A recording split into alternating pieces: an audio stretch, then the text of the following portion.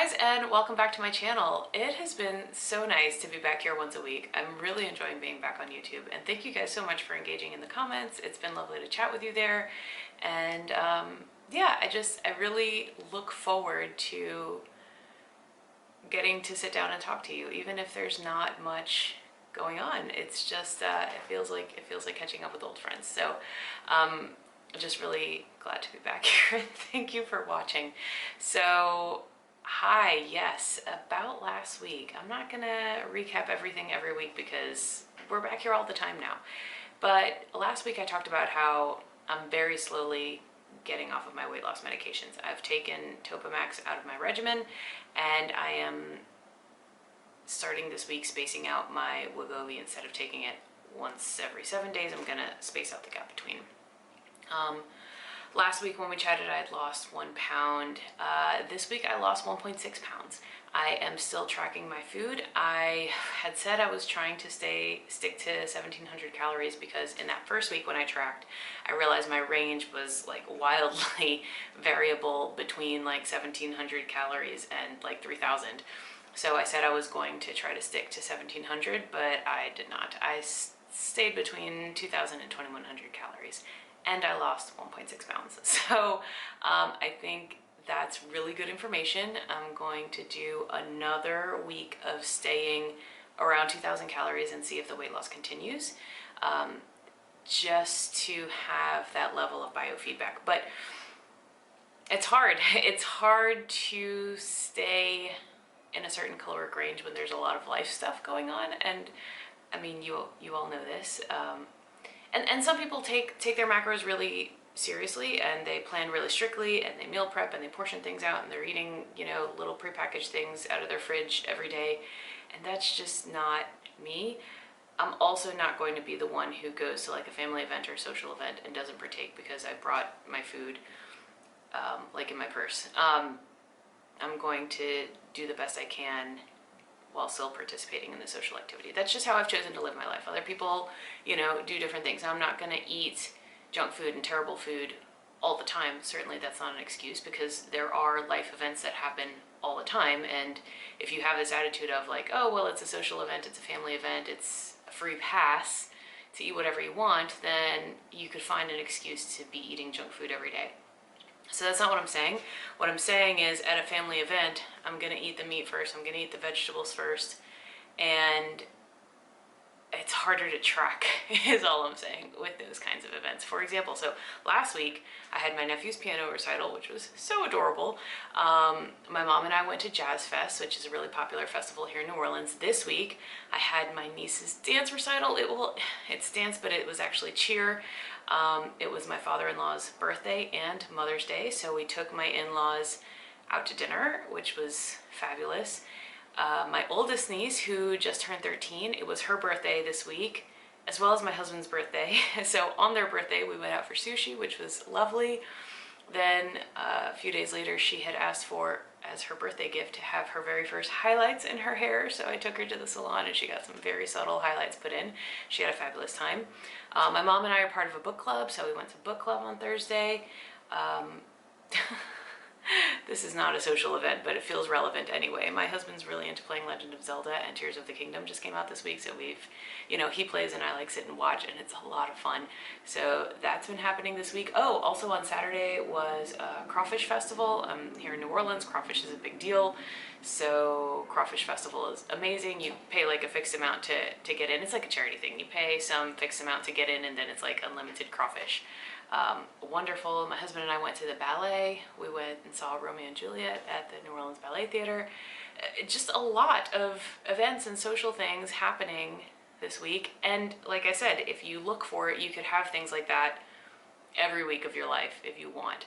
So I can't use all of those things as an excuse to just eat junk food, because then I'd be eating junk food every day. So even when I go to those things, I do my best. But it's hard to track macros. For example, when we went to Jazz Fest, my mom and I have all these like booths, restaurants from New Orleans have their food booths.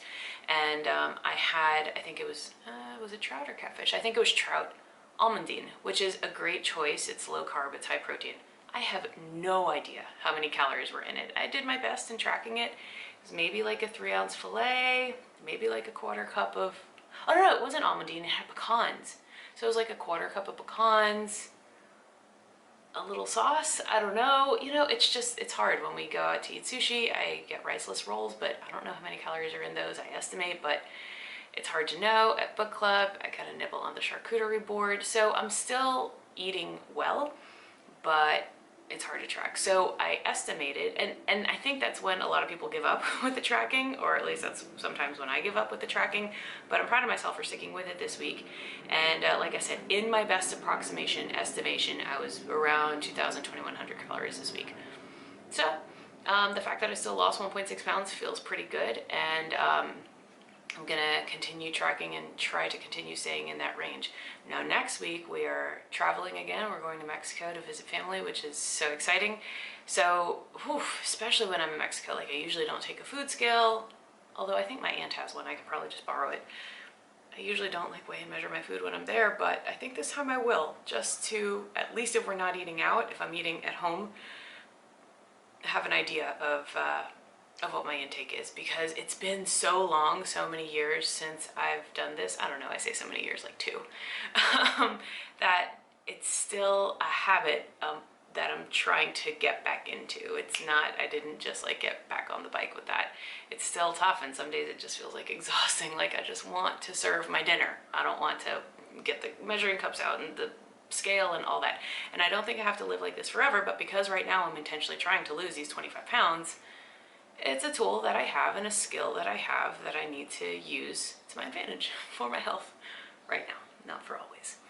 So anyway, that is my check-in. That's what happened this week. A lot of social things, as always. I don't know if I've ever mentioned this, but I'm an only child, but my husband comes from a really, really big family, and most of them live here in New Orleans. He has one brother in Houston, but the rest of them are here for the most part. And so with so many aunts, uncles, cousins, nieces, nephews, and we don't have kids, I love going to all, like, invite me to every dance recital, every baseball game. I love going to all that stuff. But our calendar is as full as we want it to be. Some weeks we're just like, nope, we're maxed out on the like social capacity, sorry. And then some weeks I'm like, yeah, I want to hang out with the kids. Let's see what they're up to and go do it. So I'm sure I'm not unique in that. You probably all have very busy social lives with families and kids as well. So yeah, I hope that you too can find a healthy space to navigate in that still allows you to participate in social things, because that's important. That's important for our mental health, our relationships, just feeling at peace in our lives, but not counteracting that with like free pass for junk food all the time, because that makes you feel bad. That makes me feel bad. And then the like goodness of being with the kids is maybe negated with the badness of eating terribly. So I hope you find some sort of good place like that for yourself as well, and I will check in with you soon. Oh, also, I forgot to mention, a really important question came up in the comments and on my Instagram as well. If you're not following me on Instagram, my handle is below. It's the same handle. I would love to see you there as well. But I got this question a couple of times about weight loss medications, and knowing what I know now, would I recommend them to someone else who's trying to lose weight? I mean, look, my experience isn't everybody's experience. Obviously, some people have had a lot of success with these tools. The research indicates that in some cases it can be just as effective as weight loss surgery. I think it can be a good tool. For me, the side effects have often been really tough, and the good effects have not really been very prominent, so like not worth it in my case, but I wouldn't necessarily dissuade somebody from trying it for themselves.